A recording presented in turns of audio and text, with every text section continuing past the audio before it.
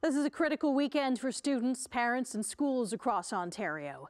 Negotiations are set to continue throughout the weekend between the province and CUPE to head off another possible strike that could happen Monday morning. Al Sweeney reports. CUPE workers say they won a victory earlier this month when the province agreed to a pay increase of $1 an hour and then withdrew anti-strike legislation. But now the focus is on a hotel in Toronto where last-minute negotiations are continuing. The union, representing 55,000 school support workers, is pushing for a better deal that would have the government hire more school employees, with the threat of another strike on Monday if there's no agreement.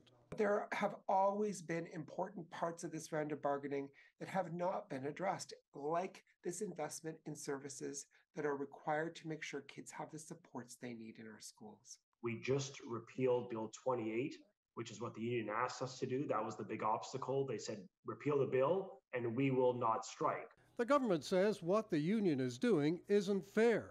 All we've asked is for the union to not walk out on kids, for these children to be in school after the most exceptional difficulty that they have faced in a generation. We owe it to our kids to stay at the table and for these kids to stay in school. If there's no resolution over the weekend, school boards are telling parents to watch for updates on Sunday. If there is a strike on Monday, we will find that out hopefully by 5 o'clock on Sunday.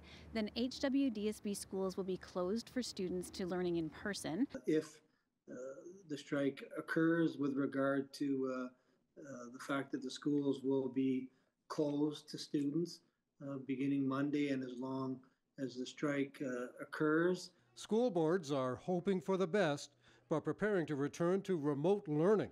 And they're worried about the impact on students. At some point, we need to recognize that there have been significant impacts, negative impacts on mental health and well-being.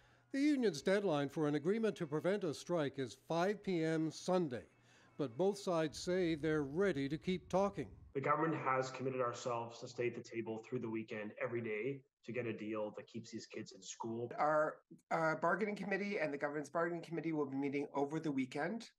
Our team is committed to, staying there. They both say they're hopeful, but it's not clear if that hope means they're making progress.